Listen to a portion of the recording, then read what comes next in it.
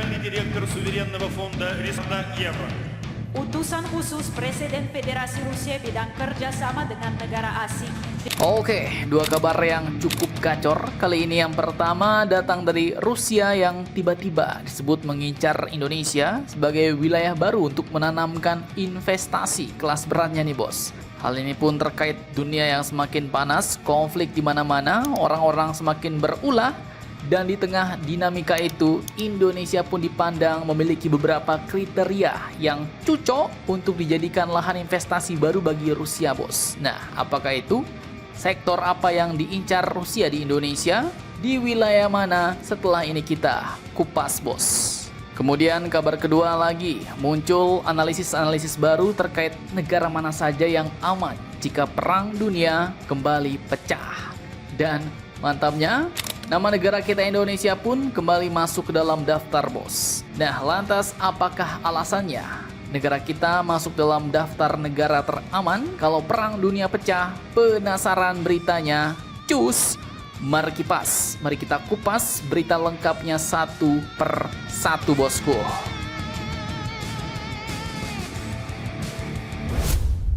Oke, yang pertama kita bahas sedikit tentang manuver Rusia yang kini akhirnya melirik Indonesia sebagai tempat investasi baru nih. Jadi admin kutip dari beberapa sumber berita berikut, hal ini pun katanya berkaitan dengan geopolitik yang makin panas, bos. Di mana perang Rusia-Ukraina belum kelar sampai awal tahun 2026 ini. Kemudian sanksi ekonomi dari barat bikin banyak perusahaan Rusia megap-megap. Kemudian akses pasar ke Eropa tertutup. Logistik internasional ribet dan mahal, dan pendanaan global disaring ketat, bahkan diblokir bagi Rusia, bos. Akibatnya modal Rusia pun keluar, industri-industri Rusia pun mau cari rumah baru atau negara yang stabil, tidak terlalu hostil secara geopolitik, punya pasar besar dan infrastrukturnya siap. Nah, dari kriteria-kriteria itu muncul pula satu nama yang kelihatannya adem, stabil, dan menjanjikan, bos, di mata Rusia, yaitu Indonesia. Lantas, pertanyaannya, mengapa Rusia tiba-tiba melirik negara kita, Indonesia? Apa faktornya? Nah, jawabannya pun ternyata bukan cuma satu faktor, bos, tapi ada sekitar 5 faktor kunci. Faktor pertama katanya adalah karena stabilitas ekonomi. Saat negara lain megap-megap, Indonesia konsisten tumbuh 5-6%. Di mata investor ini bukan angka, tapi ini jaminan hidup industri, bos. Kemudian faktor yang kedua adalah memiliki pasar yang raksasa, yaitu Indonesia memiliki 280 juta penduduk dan mayoritas usia produktif, bos. Artinya bukan cuma produksi, tapi juga langsung bakal ada pembeli. Kemudian faktor yang ketiga, infrastruktur industri di Indonesia siap tempur.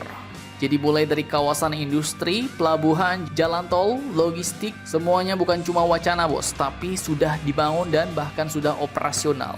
Kemudian faktor yang keempat katanya adalah karena Indonesia netral geopolitik. Jadi nggak ikut memberikan sanksi ke Rusia. Kemudian politik luar negeri Indonesia juga bebas aktif, dan buat Rusia ini penting, bos. Sangat penting. Dan faktor kelima adalah Indonesia saat ini sedang naik kelas. Jadi bukan cuma sebagai pasar konsumsi, tapi Indonesia katanya adalah calon hub manufaktur Asia Pasifik. Bahkan lembaga Knight Frank Asia Pasifik Property Outlook 2026 sudah memasukkan Indonesia ke radar investasi industri dan logistik. Makanya di awal 2026 rombongan investor Rusia ini mulai datang bukan sebagai turis, tapi membawa pulus, pabrik, dan juga teknologi. Nah, jadi kalau misalnya Rusia mantap masuk ke Indonesia, pertanyaan selanjutnya jelas, bos. Sektor apa yang mereka incar untuk diinvestasikan di Indonesia, dan daerah mana yang bakal jadi target? Oke, jadi masih dari sumber-sumber yang sama, investor Rusia ini ternyata nggak main di sektor receh, bos. Yang mereka bawa itu adalah high value industry, di mana sektor incaran utama mereka mulai dari industri kimia, kemudian farmasi and healthcare, kemudian steel-based industry, kemudian skytech industry, bahkan sampai drone, kapal, dan juga yacht. Ini dikonfirmasi langsung oleh Syarifah Syaukat, seorang senior research advisor Knight Frank Indonesia, bos, dari ditegaskan oleh Ahmad Maruf Maulana, Ketua Umum HKI, pada 20 Januari 2026 di Kemenperin Jakarta kemarin. Dan faktanya kini disebut sebanyak 10 perusahaan Rusia sudah masuk Indonesia. Mereka masuk ke kawasan industri di Jawa dan juga di luar Jawa, bos. Kemudian soal wilayah, Pulau Jawa pun ternyata masih jadi primadona nih. Alasannya karena logistiknya yang paling matang dan ekosistem industrinya yang sudah lengkap. Mulai dari koridor timur Jawa seperti Cikarang, Bekasi, Karawang, sampai Subang. Ini akan fokus ke elektronik, otomotif, EV, data center, sampai high-tech. Kemudian di koridor barat Jawa akan ada industri baja, kimia, FMCG, FNB. Dan lanjut ke Jawa Timur, di Surabaya, Gresik, dan Sidoarjo akan mulai kuat di healthcare, farmasi, dan industri berbasis sumber daya.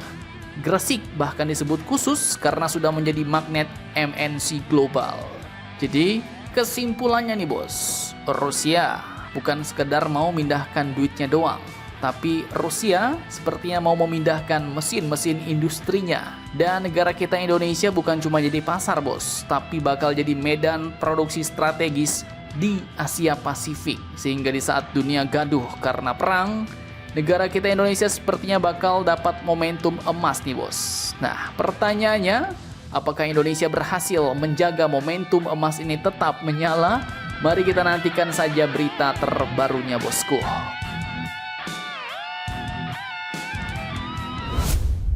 Oke, lanjut kita bahas negara-negara yang disebut masuk kategori aman jika Perang Dunia III pecah. Nah, dari 10 atau belasan negara-negara itu ternyata salah satunya adalah negara kita Indonesia, bos. Nah, lantas apakah alasannya Indonesia jadi negara yang disebut aman kalau Perang Dunia III pecah?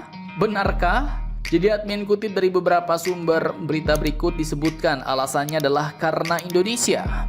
Negara kita adalah negara yang biasanya bersikap netral terhadap konflik yang disebut dengan gerakan non-blok. Presiden Soekarno menyatakan bahwa kebijakan luar negeri Indonesia akan bebas dan aktif pada tahun 1948 silam. Kemudian disebutkan sebagai negara kepulauan terbesar di dunia, Indonesia pun tidak terlibat langsung dalam blok-blok militer besar dan relatif netral dalam konflik global. Letaknya yang jauh dari pusat kekuatan nuklir dunia, serta kekayaan sumber daya alam yang melimpah pun menjadi nilai tambah dalam aspek ketahanan jangka panjang. Nah, ini katanya bersikap netral terhadap konflik, bos. Untuk saat ini ya, jelas sepertinya iya nih. Karena ya, kemarin Indonesia telah menyatakan sikapnya juga yang netral terkait isu Amerika mau mencaplok Greenland, bos. Kemudian dulu waktu Rusia menginvasi Ukraina, Indonesia pun juga nggak pernah secara eksplisit, secara gamblang menyebut Rusia menginvasi Ukraina.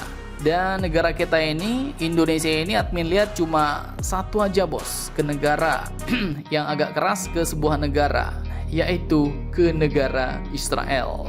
Nah, selain Indonesia tadi juga ada beberapa negara yang disebut aman, mulai dari Antartika, Argentina, Bhutan, Chili, Fiji, Greenland, Selandia Baru, Norwegia, Australia, Irlandia, Afrika Selatan, Swiss, sampai Tuvalu. Nah, kalau menurut kalian gimana nih bos? Aman gak nih Indonesia?